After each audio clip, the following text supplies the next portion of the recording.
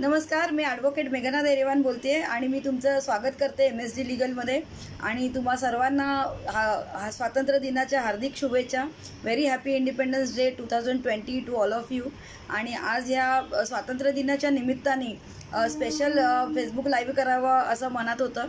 अर्थातच आपलं जे detailed webinar आहे for practical aspects of cooperative law for effective society management.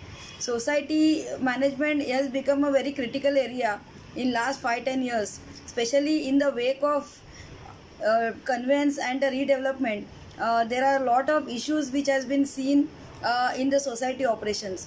Of course, there are some typical issues which are a regular part of the society operations, and therefore I feel that the common law, which is cooperative law, which has the complete hands-on on these issues, it needs to be addressed. Of course, the problem is in the ignorance with the members. Lot of people are not aware about the applicable laws on the latest amendments, the intricacies of the laws, and most importantly that there is a remedy which is available for every problem that we are facing in while managing the society. Now we are talking today as an opening session of this webinar. Now the webinar has 10 main points to discuss. However, the people are still joining us, so we'll just wait for 5 minutes and let me know if I am audible.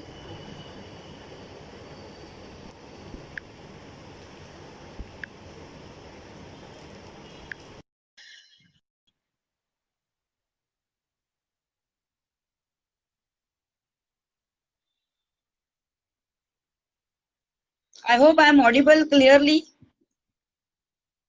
You have to like the page, so I will understand that there is no problem with the audio and the video quality. So today is the opening session. It is basically to introduce myself to MSD Legal and to give you the overview of the webinar, which is going to be an hour-long webinar tomorrow evening. So let us understand what is the backdrop of this webinar. We at MSD Legal generally in once or twice in a year we do such legal awareness campaign, taking various different different topics on the law, and in large cooperative societies, government organization, we do such legal seminars as such. Also, I have a YouTube channel which is recently started, and we have recently crossed 100 subscribers, which is in the name of MSD Legal. You can watch the videos in YouTube, which is in Marathi and English both. So it has, there is a, just a second, there is a query. Yogesh Choksi, thank you so much. Thank you everybody who has joined. Yeah, initially we were to join on Zoom application. However, there is some problem with Zoom application today. The application is consistently crashing and there is some audio quality issues. That is why we have shifted to Facebook Live. So I hope this is perfect. Thank you. Yeah. So thank you so much. Yes. So being citizens of independent India, I feel we should know the law of land first of all. Then we can exercise our rights more effectively. And at MSD, we always say rights, remedies, and action. That only means that whenever you have a right, you realize that you have a right,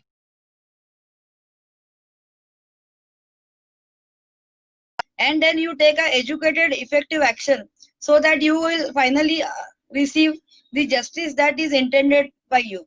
So that is why first of all it is required that we should know the law very clearly and in simple language, because law is something which is man-made and it is made for the regulation of people, and so that the operational issues should not arise, and if there are any clashes or conflicts, it should be clearly resolved by way for available legal provisions.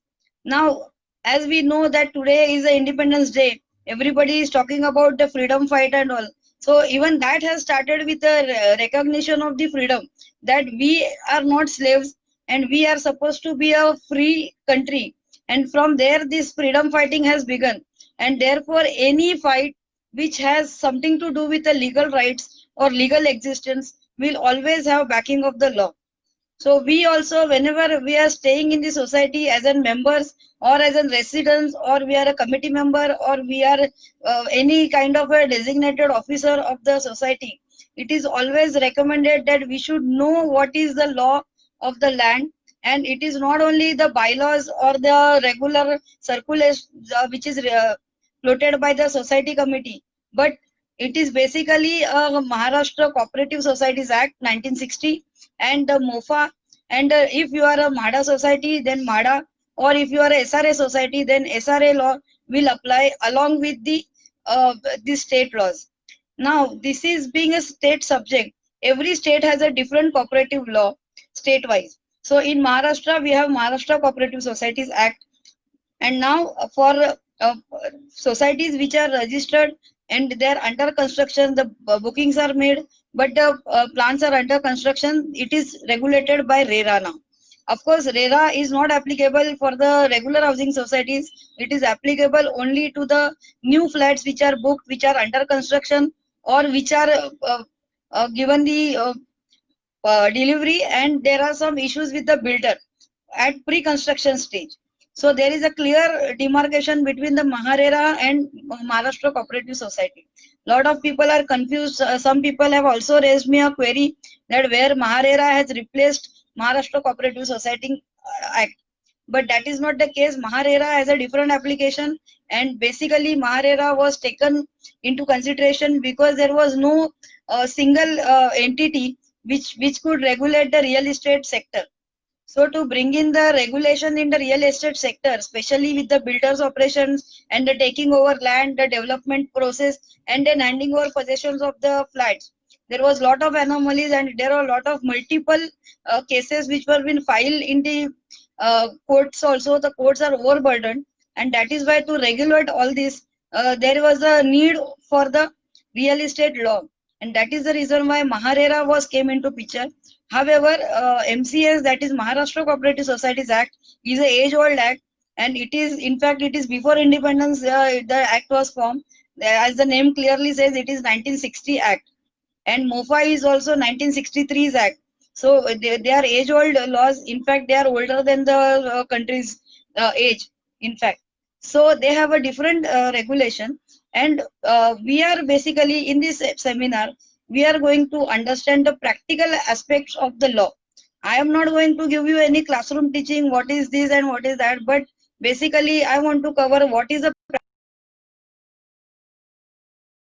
regularly coming up to the members, and what are the remedies which are available in the law itself.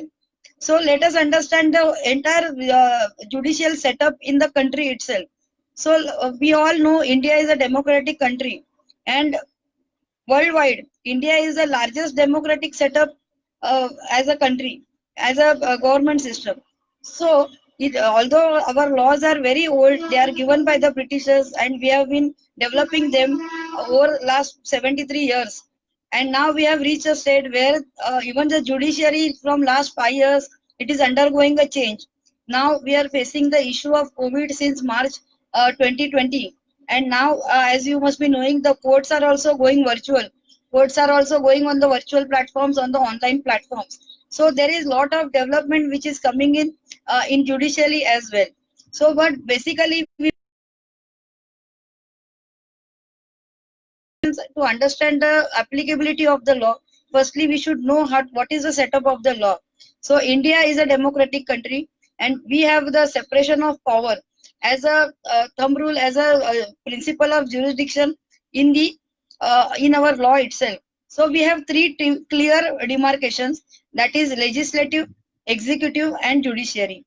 So legislative is nothing but the parliament which makes the law for the land. Then you have executive, who is the part wherein the laws are implemented by the executive part.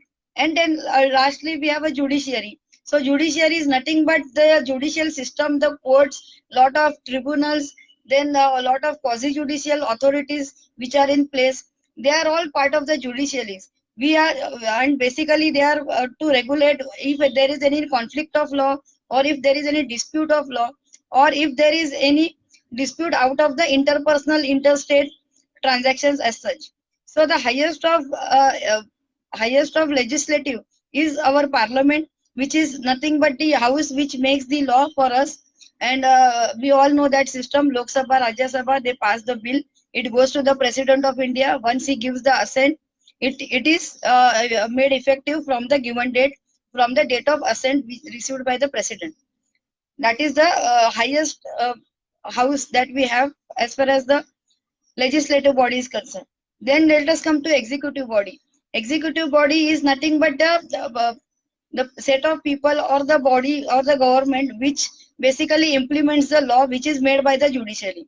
So what is this body? So at local level it is state government, at national level it is a central government, and of course the Prime Minister of India is the head of executive body, and the role of them is simply to implement the laws which are already framed by the legislative as such.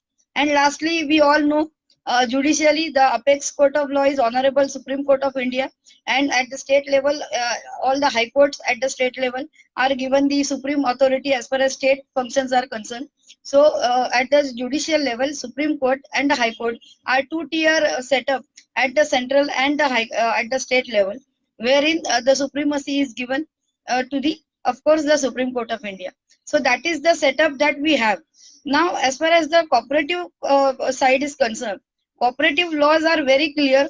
The entire cooperative law gist is lying with the Maharashtra Cooperative Societies Act, wherein basically what is society, who is members, who are the stakeholders, what should be the commencement of the, how should be the composition of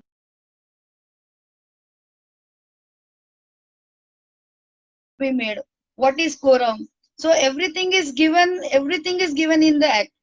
However, I feel that members also, they do not take pains to understand the law which is applicable, and then there is some issues with the managing committee members who try to overpower and dominate a lot of times, and that is the common complaint that which is been seen. Just a second, there is a query. Paul Lozado not connecting on Zoom. Mr. Paul, we are not connecting on Zoom. There is some issue with the Zoom application. That is why we have shifted on the Facebook Live portal. So Zoom application we have discarded totally. I hope there is no problem with the audio.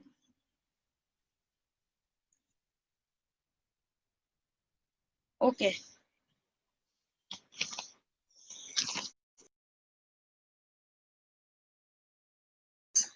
So in legislative this thing, in judicial jurisprudence, we say that ignorance of law is no excuse. So where there is a ignorance, we are bound to get stuck in some point of time, and then there is a dependency on some member or some person who has little bit of knowledge, or you have to incur a legal cost and engage a advocate to resolve the issues. So I always feel that basically there should not be ignorance of the basic things, and we as a part of judicial setup, we as a part of legal setup, sometimes I feel that it is our duty to educate our own people, so that there should not be any misunderstanding or ignorance of the law. That is why we conduct all these seminars, and we also have a lot of educational stuff which is already posted on this Facebook page and our YouTube page as well. So with this, let us understand overview of the seminar. What are the practical aspects of the seminar? So firstly, what is the rights and duties of members? Who are members? First of all, now with the latest amendment, there is a one more bifurcation which has come, that is active member and non-active member. What is that basically? What pertains to the member? Because everything which you have to start in a society, first of all you have to become a member, or you should be a part of the member. That means if you are a wife of the member, you will have some say in the society operations. You will directly or indirectly, you will have some participates in the society operations. So that is how the members, we have entire bifurcation. And what is the basically the rights? We all are concerned about the rights. However, nobody talks about the duties. So we have to see the other side of the coin as well. So let us understand what is the duties of the member. We all know the common rights, that to ask for the records, to ask for the receipts, to ask for the bills, to ask for the all kinds of books of accounts. You have a right to vote and all. But what about the duties? Nobody talks about the duties. So we will also talk about the duty part of it. We will see the balance of both, how the rights and duties can be balanced, and basically what is the composition of members, who is a member, who is not a member. That is also equally important, because whenever person approaches a managing committee, or whoever approaches the society registrar or a cooperative board, firstly he has to establish that he is a member of the society, and being member of the society he has got certain rights which is exercisable in the court of law. So it is very very important to understand who is a member, and what is my position as a member, as a associate member, as a nominal member, as a provisional member, whether I am an active member or I am a non-active member. So all those the distinctions we have to understand. Then let us come to the managing committee part. What is managing committee? Lot of people are misunderstanding. A society means secretary and the chairman and a couple of team members which are there in the managing committee. However, that is not the case. Society is a democratic setup totally, and it is set up by the members, and managing committee members are elected out of the members. So they are not coming from the sky, they are not coming from the sun and the moon. However, they are coming from our own general body, and like in the classroom we have a monitor, likewise the managing committee members have their own roles to play. They are nothing but the trustees of the society affairs, and they are not the owners of the society and the records of the society. However, they are entrusted with the regular functioning of the society in the plain and a clear way as established by the bylaws.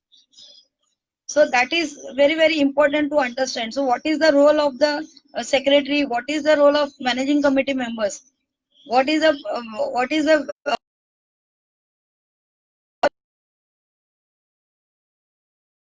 committee member, so what is the specific role which has been given to you, that is very important to understand. Then there is another pain area which is with respect to the monetary aspect, that is nothing but the society maintenance and the other charges which are levied in the maintenance bill by the committee. So what is allowed, what is not allowed, what should be the society maintenance bill look like, what are the clear demarcation should be. Then what can be charged to the members, what cannot be charged to the members. There are a lot of queries which comes, there are a lot of complaints filed in the before the society registrar. For example, if there is a puja in the society, they are also charged to the society members. However, certain things cannot be charged as a part of the maintenance bill. So all those things needs to given a serious understanding. Then the society funds, how the society fund should be used, how they should be made a reservation of different kind of funds. Like we have a sinking fund, we have a repairs fund. So all those funds, how those funds are created, how the records should be maintained, and ultimately how they should, all those funds should be spent. So it has a whole lot of requirement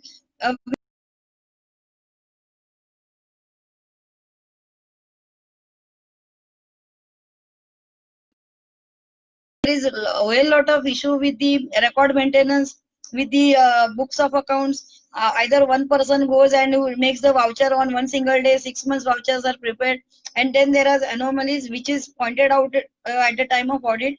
And unfortunately, sometimes there is a fraud or misappropriation of funds is also been observed. And then, of course, these all ends with the litigations with the society registrar, with the cooperative court.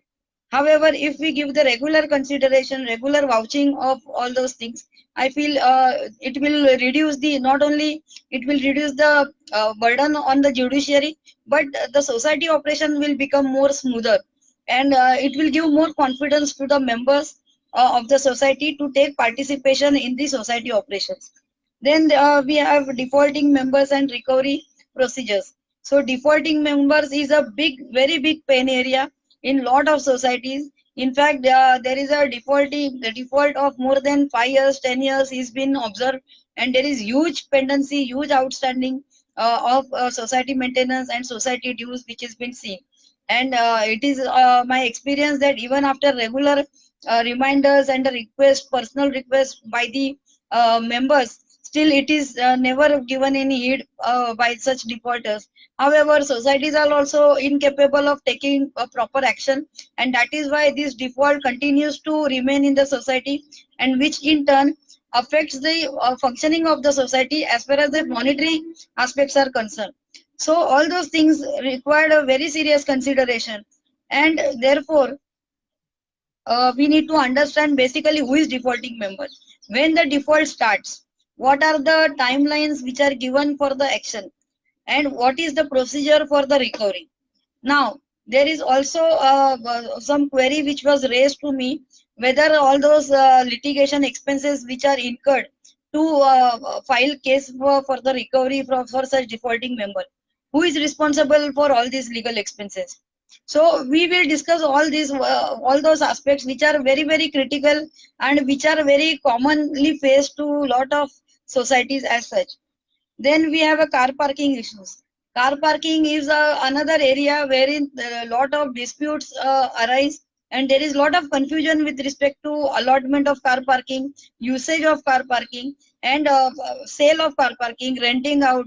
So a lot of people ask whether only car parking can be sold, or if can be let out, or if car parking can be used for the two-wheeler parking. That we will cover in this webinar as well. Then what is the preventive action as far as tenants are concerned? Lot of societies, typically in Mumbai, Thane or certain cities, we see that lot of societies have large number of tenants, that is residents who are staying there on leave license basis. That means the original member is not staying there, he has let out his premises to somebody else for the for leave license basis. So what is society's call for that? What should be the society's concern? Whether society's permission is required? Because certain members they said it is our own premises, whether we let out or we keep it empty. What society has to do with that? So we must understand what is the society's role and to what extent society can interfere as far as the leave license and the tenancy part of it is concerned. So that we are going to discuss. Then I think the most interesting area for a lot of people is the deemed conveyance. Now, deemed conveyance in last 5 years, when it was introduced, it has received a very good welcome from lot of societies, especially the old societies which are more than 40 years, 50 years old societies in Mumbai as such. So, deemed conveyance is very good initiative which is taken up by the government, and wherein a lot of GRs are continuously coming, and one of the important GR was passed in 2017, wherein the OC is not required for the building for the deemed conveyance. Now, deemed conveyance is itself very technical area, and it requires lot of procedural angle. It requires lot of vouching of the basis document, which actually goes into the ownership part of the aspects of two things. One is the ownership of land, wherein the building or the structure of society is standing, and secondly, the ownership of the flat uh, uh, which are owned by the or the purchased by the members. And overall, what is the trail for the ownership? That is very very important. So we have to establish the chain of title. We have to establish the handover of the title from owners to builders to members. So all those requires very serious consideration and very very critical vouching of the basis legal documents. So that gives the conveys very very technical part, and that requires a very very serious consideration and understanding in a genuine manner. And I will try to cover all those areas in a simple words which is understandable by a layman, which is understandable by not even a non-advocates or non-legal persons as such. And then we have a COVID specific laws. Now, of course, this lockdown is going on since more than 4 months, and it seems to be extend further. And this COVID situation is still coming up in a serious manner. So there are certain specific new set of laws which are being implemented for this COVID situation. So we will also discuss what is COVID specific legal compliance societies have to take care of, and that for that purpose we will discuss the new areas which societies have to consider for their own implementation. Although the implementation rights is given to societies in their own manner, however, there are a broad framework which is given by the state government, and there are also laws which are available in the Indian legislation as such. So we will also talk about this COVID specific compliances which are required. And then lastly, we will understand what is society statutory mechanism. So what is the statutory mechanism? We have talked about rights, we have talked about duties, but ultimately it's a human tendency. There is some conflict between the members and the committee members, between the members and the society, or the society and the outsiders, and some third party persons or third party vendors. So there are whole different aspects of law, and in each direction, somewhere, some point of law, you have to go for the litigation, or you have to go for the filing of the complaint. So what is the statutory mechanism that is available for the cooperative society? Is it a cooperative court? The answer is no. You cannot directly go to the cooperative court. There are stages in which you can go in the cooperative court.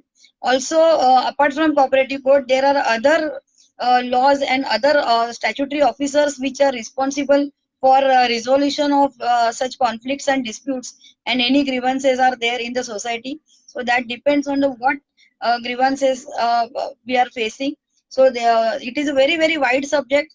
Of course, it is very difficult to cover all the aspects in 1 hour, but we will try to give justice to this subject.